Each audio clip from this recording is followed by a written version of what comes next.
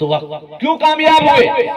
حضرت زید بن حارثہ رضی اللہ تعالیٰ عنہ ہے زمین پر، اللہ کے نبی جنت و جہنم کا سیر کرتے معراج کے وقت، اور دیکھتے ہیں کہ ایک شخص کی قرآن کی تلاوت کی آواز جنت میں آ رہی ہے، تو پتا چلا حضرت زید بن حارثہ رضی اللہ تعالیٰ عنہ کی تلاوت کی آواز ہے۔ آپ نے پوچھا، آپ صلی اللہ علیہ وسلم جب معراج سے واپس آئے تو پتا چلا، اور آپ نے فرمایا یہ حضرت زید بن حارثہ رضی اللہ تعالیٰ عنہ نے اپنی ماں کی خدمت کی، اپنے والدین کی خدمت کی، جس کا صلہ انہیں یہ مل رہا ہے کہ یہ قرآن پڑھتا دنیا میں اور اس کی آواز جنت میں سنائی دیتی ہے۔ تو دینداری میں کامیابی ہے۔ حضرت سلمان فارسی رضی اللہ تعالیٰ عنہ کو دیکھے، سب کچھ لٹا دیا۔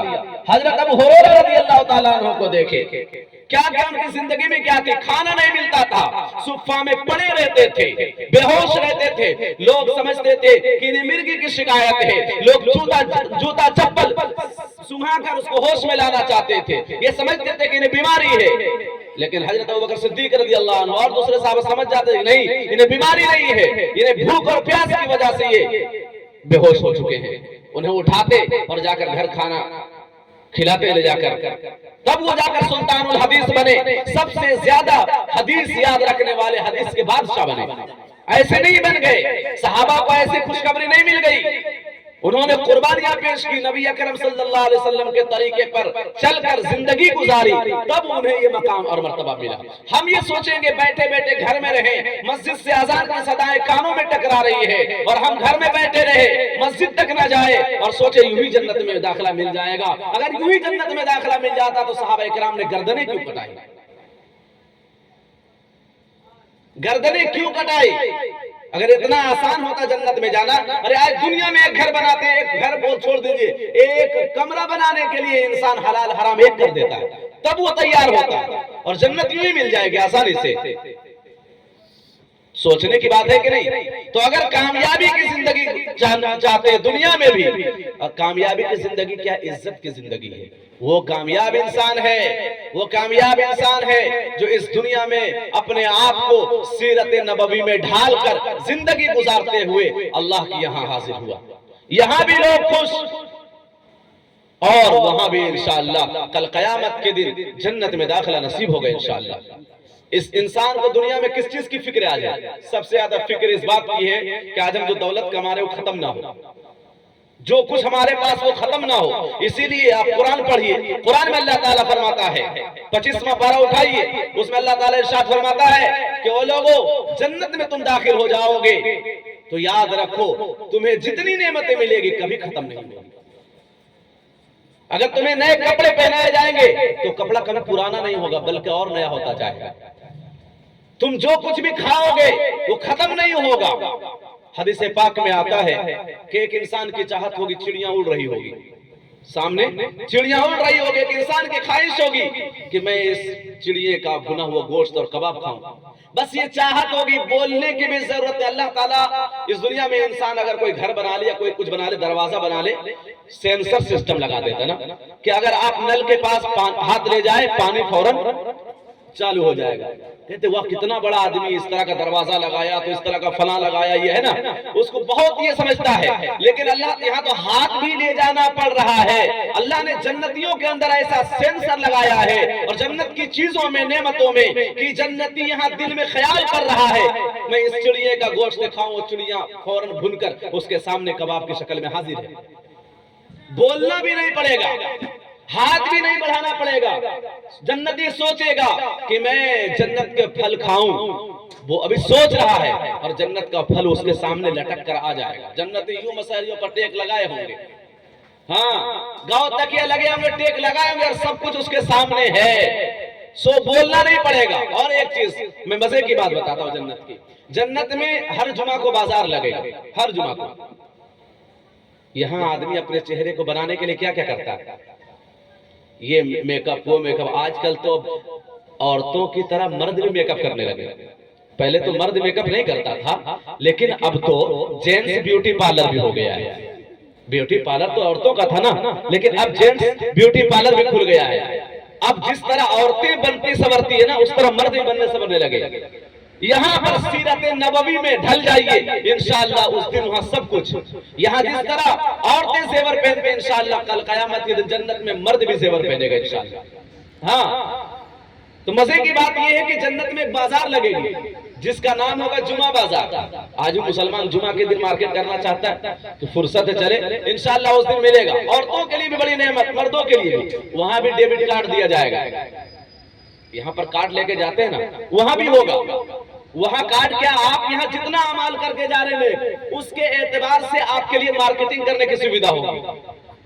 مزے کی بات جو بتانا جا رہا وہ یہ کہ یہاں آدمی چہرے پر زیادہ خرچ کر رہا، سب آدمی، مرد ہو یا عورت، سب چہرے پر۔ باڈی میں کوئی طاقت نہیں ہے لیکن چہرے میں دیکھیے کیا محنت چل رہی ہے کہ نہیں۔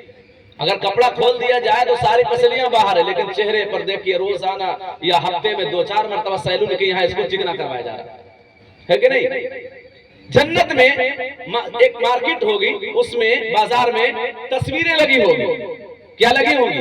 تصویریں لگی، مردوں کی بھی عورتوں کی بھی، اور جس کے پاس جس طرح کے اعمال ہوں گے اسی اعتبار سے اس مارکیٹ میں جا سکے گا، اور وہاں تصویریں لگی ہوں گی۔ تصویر کو دیکھ کر بڑی خوبصورت ہوگی۔ یہاں کی تصویر دیکھ کر انسان اچنبھا میں پڑ جاتا ہے کہ کتنی خوبصورت ہے۔ جنت کی تصویر اللہ نے لگائی ہوگی، جب انسان دیکھے گا تو اس کے دل میں خیال آئے گا، پھر میں کہہ رہا ہوں خیال آئے گا کاش میں ایسا خوبصورت ہوتا۔ بس اتنا کہنا ہوگا کہ وہ انسان اس تصویر کی طرح خوبصورت ہو جائے گا، اسی طرح اس کی شکل بھی ہو جائے گی، چاہے مرد ہو یا عورت۔ اور ایک اور مزے کی بات، اب تو مرد شوہر اور بیوی دونوں گیا مارکیٹنگ کرنے الگ الگ طور پر، کیونکہ اعمال دونوں کے الگ الگ، اب لیکن دونوں کا چہرہ بدل چکا ہے۔ لیکن جب اپنے اپنے خیمے میں آئیں گے تو ایسا نہیں ہوگا کہ شوہر بیوی کو نہ پہچان رہا اور بیوی شوہر کو نہ پہچانے، دونوں ایک دوسرے کو پہچانے۔ ارے یہاں تو عورت میک اپ کر لے تو اس کا بچہ خود نہیں پہچان پاتا کہ یہی میری اماں ہے کہ نہیں، کیونکہ گھر میں دیکھتی الگ اماں، اور جب شادی بیاہ میں میک اپ کرا کے آتی تو وہ الگ اماں ہوتی ہے۔ وہ بچہ کہاں سے پہچان پائے؟ گھر میں عورتیں کیسے رہتی ہے؟ میں مذاقی میں کہتا چڑیل کی طرح رہتی ہے، حالانکہ گھر میں رہنا چاہیے بن سور کر، تو الٹا ہے۔ شادی میں جا رہے ہوتے بن سور کر، غیروں کے پاس جانے کے لیے کہ پردے میں جائے کوئی کچھ نہ دکھے، لیکن الٹا ہمارے یہاں ہوتا ہے کہ وہاں بن سور کے جاتی ہے اور شوہر کے پاس رہے گی، شوہر کے سامنے رہے گی ان کپڑوں میں جن کپڑوں میں کچن میں دن بھر کام کر رہی ہوتی ہے۔ یہ غلط بات ہے کہ نہیں ہے؟ جن کے لیے سجنے سورنے کے لیے کہا گیا اس کے لیے سورتی، اور جن کے سے منع کیا گیا ان کے لیے وہ کام کر رہی ہوتی ہے۔ میرے بھائیوں اور بزرگوں، تو جنت کی زندگی ایسی نہیں مل جائے گی، اس کے لیے آپ صلی اللہ علیہ وسلم کی سنتوں میں ڈھلنا ہوگا، طریقے میں ڈھلنا ہوگا۔ اب یہ پروگرام کیوں سجایا گیا؟ اسی سنت میں سے ایک سنت ہے عقیقہ، انہی سنتوں میں سے ایک سنت ہے عقیقہ۔ عقیقہ کیوں کرایا جاتا ہے؟ عقیقہ کیسے کرنا چاہیے؟ وقت بہت زیادہ لینا بھی مناسب نہیں ہے، آپ جتنے ہیں اتنے میں ہی ہم کو بات بھی کرنا ہے انشاءاللہ۔ حدیث پاک ہے، ترمذی شریف کی روایت ہے، اللہ کے نبی صلی اللہ علیہ وسلم ارشاد فرماتے ہیں کہ جب کوئی بچہ اس دنیا میں آتا ہے تو اس کے بچہ عقیقے کے بدلے گروی ہو جاتا ہے، عقیقہ کے بدلے بچہ گروی ہو جاتا ہے۔ گروی تو آپ لوگ سمجھتے ہوں گے ماشاءاللہ، رہن بھی کہا جاتا ہے، گروی بھی کہا جاتا ہے، اور ضمانت کے طور پر بھی کہا جاتا ہے، گارنٹر کے طور پر بھی کہا جاتا ہے، کہ جیسے کہ انسان کے پاس اگر پیسے نہ ہو، ہر انسان دنیا میں ایک طرح کا نہیں ہے، کبھی کسی کے پاس پیسے ہوتا ہے کبھی نہیں ہوتا، لیکن ضرورت ہر ایک کو پڑتی رہتی ہے۔ پیسے ختم ہو جائے اور ضرورت پڑ جائے پیسے کی تو انسان یہ کرتا ہے، کوئی کھیت کھلیان کسی کے پاس رکھ دیتا پیسے والے کے پاس، کہ بھائی یہ میں کھیت کے کاغذ آپ کے پاس رکھتا ہوں اور آپ مجھے اتنے پیسے دے، اگر میں پیسے نہیں دے پایا تو یہ کھیت آپ کی، اور پیسے جب میں آپ کو واپس کر دوں گا تو آپ یہ کاغذات آپ مجھے واپس کر دیں گے۔ کوئی سونار کیا جاتا ہے، اپنے سونے کی کوئی قیمتی چیز رکھ دیتا ہے، پیسے لے لیتا ہے، اور اس کے بعد جب پیسہ ہو جاتا ہے تو وہ سونے کی چیز واپس لیتا ہے اور پیسہ دے دیتا ہے، اس کو کہتے ہیں گروی۔ اسی طرح جب بچہ دنیا میں آتا ہے تو گروی ہو جاتا ہے، کس کے بدلے؟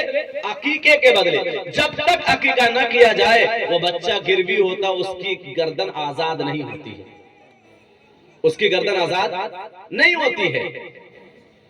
اب عقیقہ ہوگا کیسے؟ اس لیے عقیقہ کرنا اس سے پتا چلا کہ بہت ضروری ہے، تاکہ اس بچے کو ہم آزاد کر دے، غلامیت سے چھٹکارا دے دے۔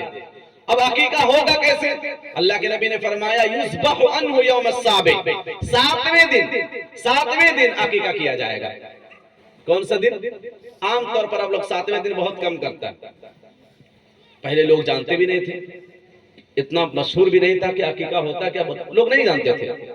अब धीरे धीरे अल्हम्दुलिल्लाह इसके बारे में जानकारी होने लगी और लोग अपने बच्चों का अकीका करने लगे, अपने बड़ों का भी अकीका करने लगे अल्हम्दुलिल्लाह। तो 7वें दिन अकीका किया जाएगा, लेकिन 7वें दिन किसी मजबूरी से, मैं तफसीर नहीं करूंगा वरना वक्त ज्यादा हो जाएगा, 7वें दिन किसी मजबूरी से अकीका नहीं कर सका तो फिर 14वें दिन करे। अगर 14वें दिन भी नहीं कर सका तो 21वें दिन करे, लेकिन हो सकता है 21वें दिन भी ना कर सका हो। मिसाल के तौर पर ऑपरेशन से बच्चे की पैदाइश हुई तो इंसान तो उसी में खर्च वगैरह में और बीमारी में, जब तक ऑपरेशन ठीक ना हो फिर उस कैसे ऐसी सूरत में अकीका किया जाए। तो अब पता चला 7वें दिन भी नहीं कर सका, 14वें दिन भी नहीं कर सका, 21वें दिन भी नहीं कर सका, तो अब कब करे अकीका? तो अब अकीका किया जाएगा उस दिन जिस दिन बच्चे की पैदाइश हुई, उस दिन से एक दिन पहले। जिस दिन बच्चे की पैदाइश हुई उस दिन से एक दिन पहले, यानी जिस दिन भी बच्चे की पैदाइश हुई, मान लीजिए मिसाल के तौर पर कि अगर बच्चे की पैदाइश हुई इतवार के दिन, तो अब अकीका आप करें शनिचर के दिन।